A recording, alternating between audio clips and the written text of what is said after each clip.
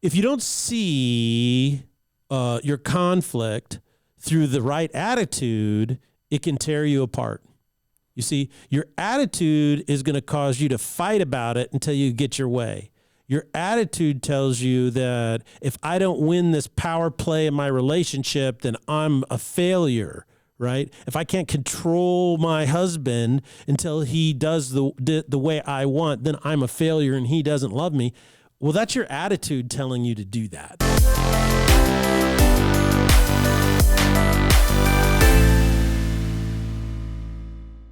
Ladies and gentlemen, welcome to the Salty Pastor Podcast, a podcast dedicated to helping you learn and grow in your faith and your critical thinking skills. The world today will tell you just think what we tell you to think, but we are here to not tell you to do that. We're instead here to teach and guide you to think for yourself so that you can be sure-footed and confident in what you believe and how and why you got to that position. So my name is Jesse Mayer. I am your host, and we cannot do the Salty Pastor Podcast without the Salty Pastor himself, Dr. Douglas Peak. Well, greetings, everyone. I'm so glad to be with you today. It's just a great day. It's a great week.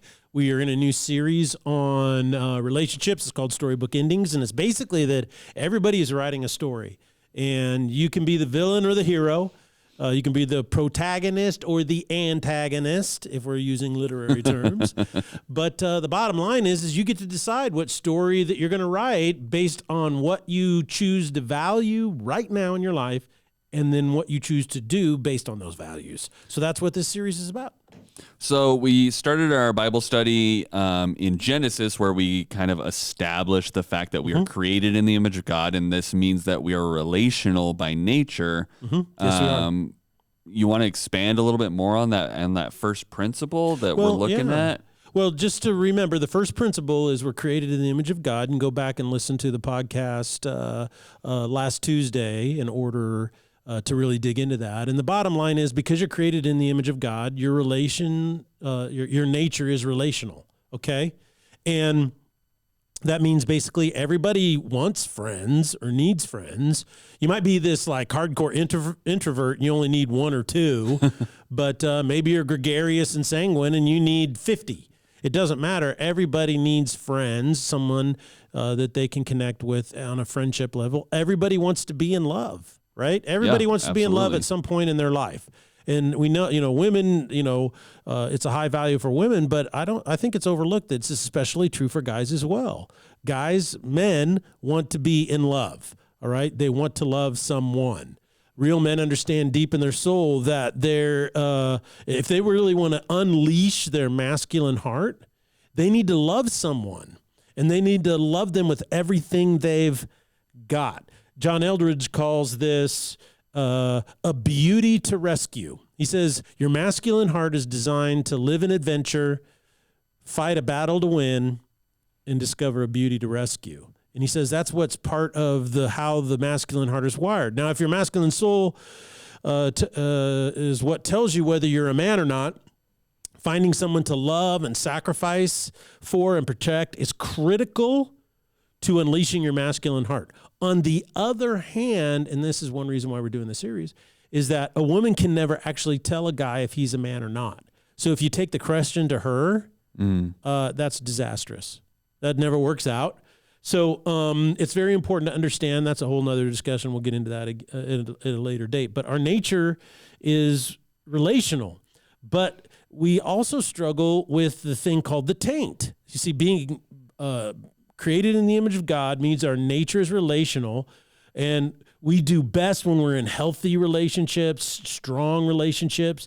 Children thrive in healthy and strong relational families. Men thrive when their work relationships and their friendships and their family relationships are strong and healthy. Women thrive in strong, healthy relational situations. Communities and societies thrive when relationships are good. On the other hand, though, our nature is tainted. And the taint causes us to pursue things that undermine healthy relationships. And this creates chaos. Our selfish drives sometimes undermine our friendships, right? Sometimes our selfish drives undermine our working relationships with people. Our selfish drives can undermine our marriage relationships, our parenting and interaction with our kids. And once you understand that I'm driven relationally, I'm called or do best when I have healthy relationships, but there's also a part of me that sabotages relationships. Once you understand what's going on in your life this way, it makes so much more sense about how to live life. So just to review, you're saying basically we're created in a way that we desire relationships. Correct. Man, woman, everybody desires relationships, but in the same stroke, all relationships, because we are tainted by sin, Correct, tend towards falling apart. Just in general, because that's how sin works. Is we start creating chaos, so that starts degrading correct, the walls of this relationship. correct. So what does the Bible teach us about this and how we might fix that? How do we fix that? Well, that's why Jesus came. It's one of the primary things he did is to set us free from the effects of sin. So the topic's addressed everywhere in the New Testament. So that means it's very pertinent to followers of Jesus. And so I'd like to focus on the book of Ephesians. And you look at Ephesians, and the most practical teaching on parenting is found in chapter 6, the second half of the book, right? The most practical teaching on how to be married is found in chapter 5, which is the second half of the book. The most practical teaching on how to get along with other people, with coworkers, is in the second half of the book. How to have a healthy faith community and get along with other believers is in the second half of the book. And this is important to understand, is that all of this really practical teaching is predicated on the upstream principles articulated in chapters 1 and 2. And so if you get rid of those, if you don't understand the theology and the doctrine in chapters 1 and 2, then you tend not to understand the power of the practical teaching in the last half of this letter that Paul wrote. So is that where we're going to be looking at today, is the first two chapters, or are we going to be looking at something else in Ephesians? Well, I think what I'd like to do is start with Ephesians chapter 4, where he makes this big pivot, okay, and from all the doctrinal teaching, but because we've dug into that before. I mean, it's basically the upstream thing we've been talking about, all right? The upstream stuff. He basically lays out, these are the upstream principles you need to know of, and then he's like, this is how you deal with the downstream once you've established the upstream stuff. So 1 and 2 is basically upstream, and now we're moving into the back half of the book of Ephesians, where he basically says, here's some downstream things that you might look at. Right, exactly. And so let me begin verse 1 of chapter 4, and you'll kind of notice what he's talking about, okay? Okay. And here's what it says. As a prisoner for the Lord, then, so whenever he talks this way, he's pivoting from everything he just taught, and he's saying, as a prisoner of the Lord, then I urge you. So now he's saying, okay, this is how you should live in the downstream. Live a life worthy of the calling you've received, and the calling that you've received is articulated in chapters 1 and 2. Verse 2, be completely humble. So he says, look, you need to be humble, because if you're prideful, then you don't get the doctrine and teaching in chapters 1 and 2. Right? It's by grace we're saved through faith, this not of ourselves. It's not a result of works, lest anybody can boast. So he says, be humble and gentle, be patient, bearing with one another in love, make every effort to keep the unity of the Spirit through the bond of peace. There is one body, one Spirit, just as you were called to one hope when you were called, one Lord, one faith, one baptism, one God and Father of all, who is over all and through all and in all.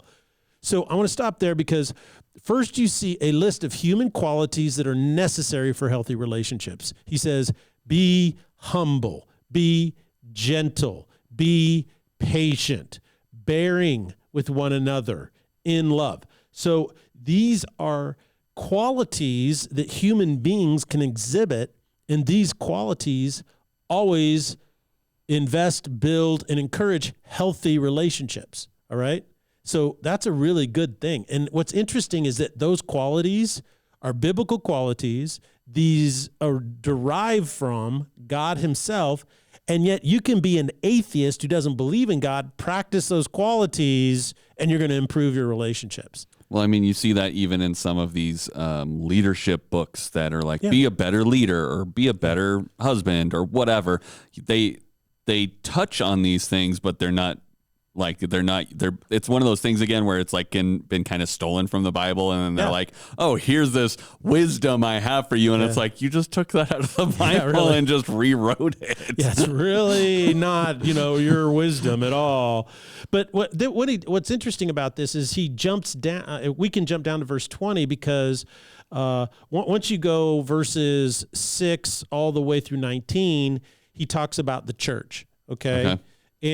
But it's verse 20 where he actually talks about how the taint influences then these relationships. So we all know, and just like these people who are always saying, write these books that maybe are non-biblical, they're just saying, servant leadership is the thing. And the way my brain works is really odd, and that is that when somebody says something, the first thing I think of is, well, where did that come from?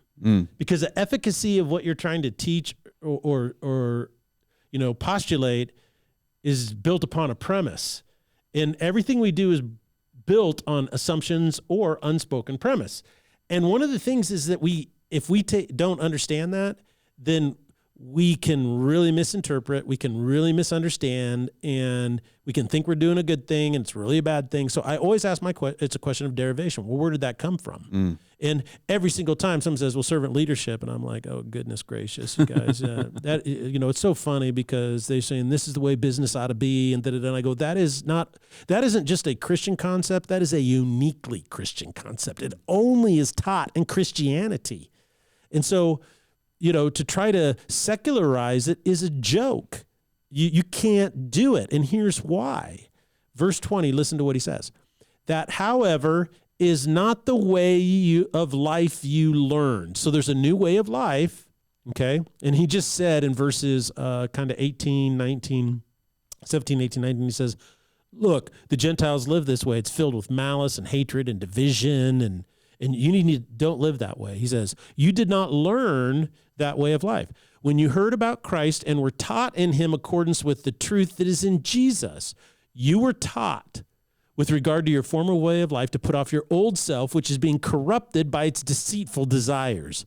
So if I write a book that says, hey, servant leadership is all the rage, and I try to dilute Christianity and its uniquely Christian principle out of it and say, well, just be a servant leadership, you're opening up yourself to a toxic environment, to be taken advantage of, to be manipulated of, because there's no understanding of what real servant leadership is and what it does. Perfect example of this is in parenting, and that is that parents exist to educate and to grow and to mature their children. And in the 60s and 70s, this uniquely Christian ethic of children are our future, they're highly valued, more important, they tried to dilute it and get rid of the influence of Christianity, and it became that your children are perfect beings and don't tell them what to do, don't give them boundaries, don't tell them they ever do anything wrong, tell them they're perfect. And what our society did is raise an entire generation of highly insecure,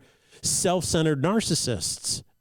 And that's what happens when you take these unique downstream principles or techniques and you divorce them from the upstream value. Every single time it creates toxicity, not health. Well, I mean, it's very similar to you take that principle and you use it in medicine, right? Like doctors aren't like, yo, take this, but like take some water. Like, I mean, there are some medicines you do this with, but in general, if they prescribe you something, they don't want you to go home and say, okay, well, I know he told me to take a full dose of this, but I'm going to like take half of it and dilute the other half with water. Or take it all. And expect the same results. Yeah. Right. Or take it all or do whatever. Some people do that with antibiotics. They think, well, I can just speed through this. I'll speed through this. So I'm going to triple and people are powering down and doctors are like, dude, you're killing yourself. Stop that. Don't do that. Yeah. So, I mean, it's a very similar concept where it's like if you go away from the original context and what the prescription was and where it was from, and you start doing modifications to it, you can't expect the same results that it promises. Like Right, that's not a thing. You can't hold it accountable, and it, in fact, usually is detrimental to you. It does something weird. Because in secularism, human beings don't sin or make mistakes. You see, in atheism, human beings don't sin or make mistakes. So it's only in Christianity where we say, look, you are created in the image of God, so there's so many of your drives and your desires and your dreams and your hopes and your aspirations that are a reflection of this image of God in you, right? So when I look at my life and all the things that I want to do and the life I want to live, I look at that as part of being created in God's image. It's awesome. I want my life to matter, and I want to be able to go out and make a difference, and I want to love people well, and I want to have good friends, and I want to eat some really good meals, and I want to have some really great naps, and I want to have adventures, and all this comes from God's image in me. I want to admire beauty. I want to see landscapes I've never seen before. I want to sail a boat across the ocean. I want to fly a plane through the sky. This is all God's image in me. But while I'm pursuing this adventure, I'm pursuing love, I'm pursuing life, I can never forget that I'm tainted by sin, and that impacts all of that. See? And that's what he's saying. He's saying, look, he's referencing the taint and its influence on our relationships in verses 20, 22, 23, and 24, where he says, you're being corrupted by the deceitful desires by your flesh, or this part of you that's tainted by sin. So you need to be made new in the attitude of your mind and to put on a new self, created to be like God in true righteousness and holiness. So here we see him referencing the taint, right? And he says, look, it's going to influence your relationships. So whenever you pursue love and you want to have you want a romance that lasts a lifetime, you want to love someone really well, and you want it to be just incredible experience, guess what? Part of you will corrupt that, and part of you can have a new attitude in your mind to create a healthy thing. And so it's very important to understand that our taint has a huge impact on unity or love in your marriage or your dating life or all of these types of things. And notice what he says. You can overcome the influence of the taint by being made new in the attitude of your mind. This is a very short phrase, but it is probably one of the most power-packed phrases that Paul writes. You see, the phrase means that there is a mindset, which means you must choose. So I must choose to be a good friend, right? If I want friends, I got to choose to be a good friend. If I want to have a good marriage, I have to choose to value being a good spouse. If I want a healthy family that raises healthy kids, then I must choose to be a good parent. If I want to go and have a career where I like my coworkers and I like where I work and I feel good about what I'm doing, then I need to choose to be a good coworker. I need to choose to be a good boss. You have to exercise your free will, which, by the way, in atheism, secular humanism, and scientific materialism, that does not exist.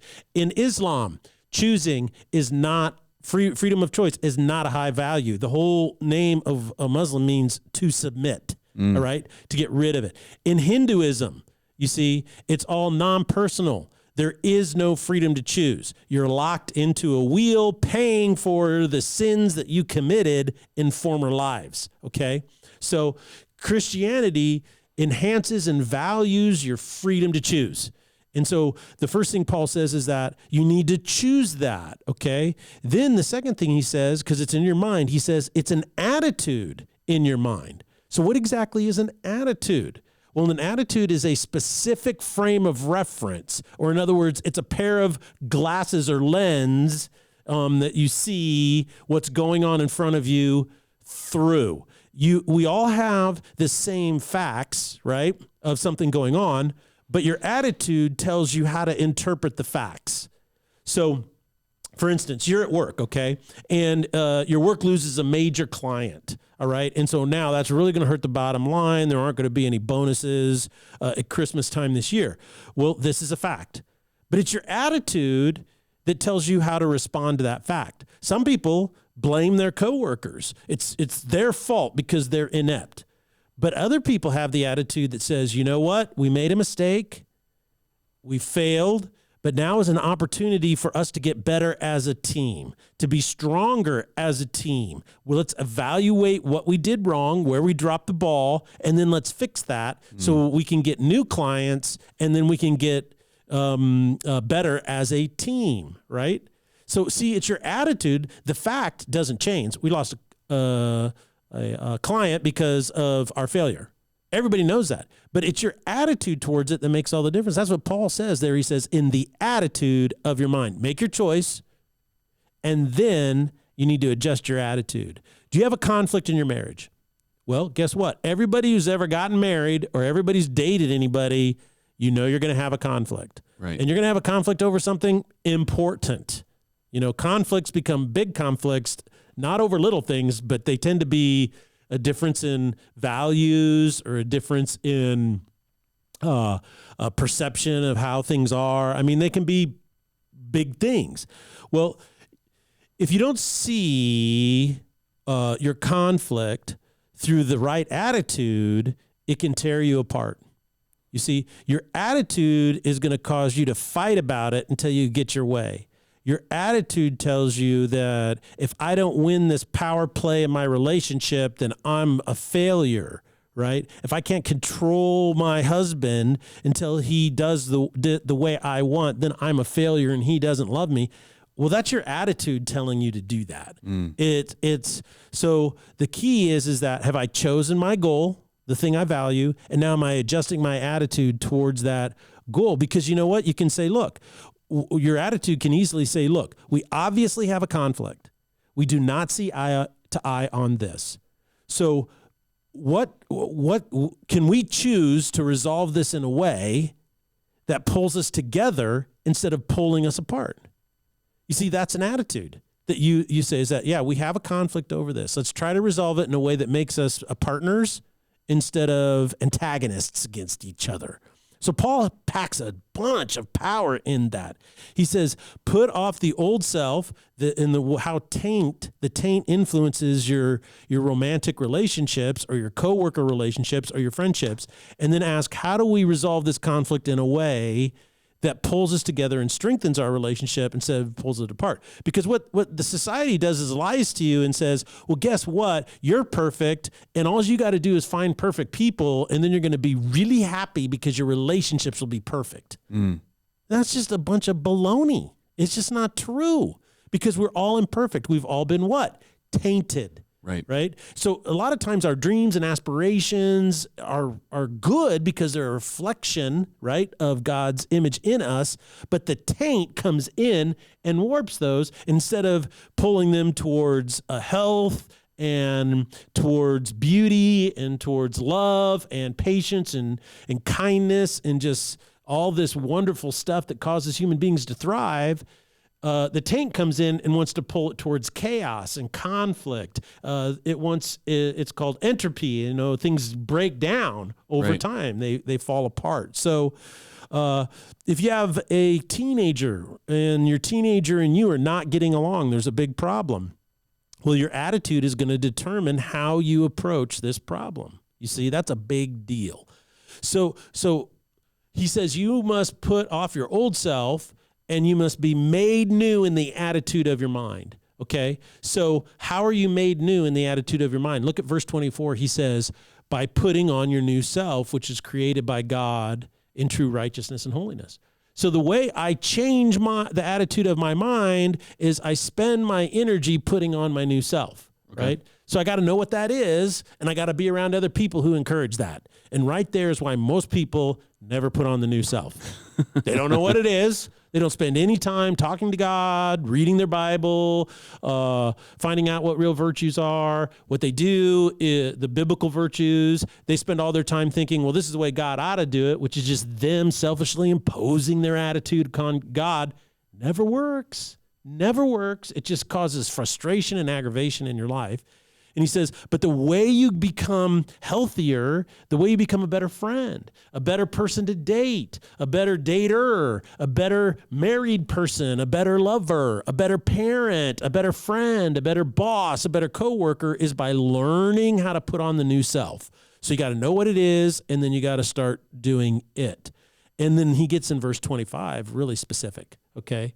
Look at what he does in verse 25. He goes, therefore, each of you must put off falsehood and speak truthfully to your neighbor, for we are all members of one body. In your anger, do not sin. Do not let the sun go down while you are still angry. Do not give the devil a foothold. Anyone who has been stealing must steal no longer, but must work, doing something useful with their own hands, that they may have something to share with those in need. So notice what he says. You must be made new in the attitudes of your mind by putting on your new self. Okay, well, how do I put on my new self? He goes, well, you must put off falsehood and speak truthfully to your neighbor. Now, here's a verse that I often hear quoted completely out of context. People with a teaching gift, a preaching gift, sometimes a prophetic gift, use this verse to justify their abrasive behavior and how they treat you, right? Right. I've got a truth for you, and I'm going to go, you need to hear this. I know you don't want to hear it, but let me tell it to you. You know, the Bible says that we need to speak truth to one another in love. And I'm like, yeah, you don't have any idea what Paul's talking about in Ephesians 4:25. He says, each of you must put off falsehood. Well, whose falsehood are you putting off? You're supposed to put off your own. Right. This is not put off other people's falsehood. Is not what he says. Yeah. He's saying you need to put off your falsehood and then speak truthfully to your neighbor. Okay. So what's interesting here is what he's saying is I have to start with self-evaluation. I have to ask myself, am I mad? Am I annoyed? Do I have a right to be? Why is this bothering me so much? Do some self-evaluation first. This is why we do the Lord's Supper every week, because it says in 1 Corinthians, Paul says, whenever you practice the Lord's Supper, a man must examine himself. So whenever you're practicing communion every week, that is a very important point of worship for you to say, okay, where did I get mad? And I should have been mad. Were my expectations unrealistic? Why does this situation bother me so much? Self-reflection, self-examination is the path to freedom, happiness, and joy. People who are unable to self-reflect, unable to examine their own motives are people who are miserable. They're mean. They're angry. They are locked in the taint and its effect on all of their relationships. So listen to the power of Paul's words here. He's teaching us the actual path to freedom and to joy and to healthy things in our families, in our marriages, in our places of work, and all across the board. He says, and that's why he talks about anger immediately after this. You see, if we don't know ourselves and where we are at, guess what? We're always angry. You know, we have expectations of others that are never met. We're angry. We have expectations of God that are never met. We're angry. So one of the things is that we can be perpetually blaming others, perpetually feeling like a victim, even a victim of God, because God, you're all powerful. Why don't you fix this and save this? But this verse contradicts that attitude. It says that attitude is not a biblical attitude. This is why he immediately addresses anger, because anger is always a secondary emotion. People are not aware of this, but it's not a primary emotion. It's always secondary to an initial emotion, like maybe rejection or hurt or disappointment, and then we get mad, right? Or injustice, and then we get mad. You see, it's a secondary emotion. And this is what self-examination does, laying aside falsehood, is it allows you to find your original or the primary emotion first. And that's what it does, is it really helps you. So, and now listen to how he kind of ends this off, which I think is really strong. Verse 29, do not let unwholesome talk come out of your mouths, but only what is helpful for building others up according to their needs, that it may benefit those who listen. And do not grieve the Holy Spirit of God, with whom you were sealed for the day of redemption.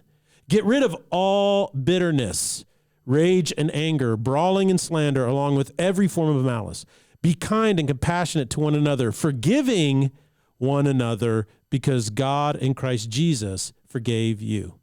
So he finishes with this really powerful, just the way we talk to each other and the way we can put away bitterness. We can put away rage. We don't have to live in anger, brawling and slander and malice. We don't have to live in those things anymore that hinder healthy relationships. We can now embrace healthy, strong relationships. And if you're a guy, this is the path to having a great life adventure. It's a path to having a great, passionate, romance for your whole life. It's about having great success at work. It's having a sense of meaning and value in your life. Women, this is the path for you to be totally affirmed in a place of security, a place of knowing that you're valued for who you are. You don't have to pose or act or be something you're not.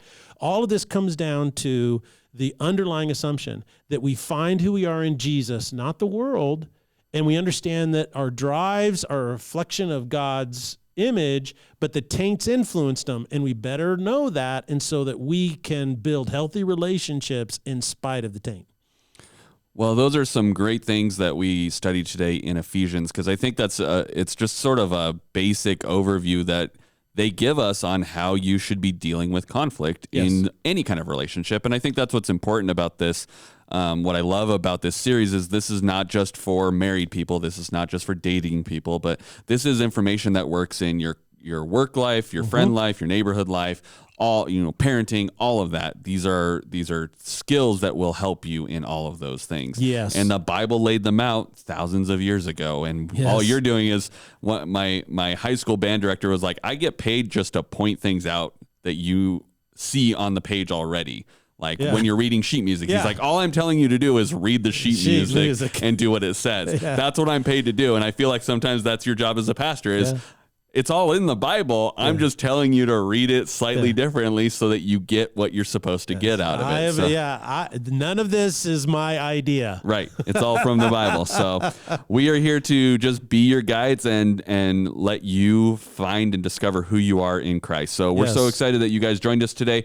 Again, please leave, if you have any questions for Pastor Doug or things you'd like to hear us talk about, leave a comment on the YouTube videos.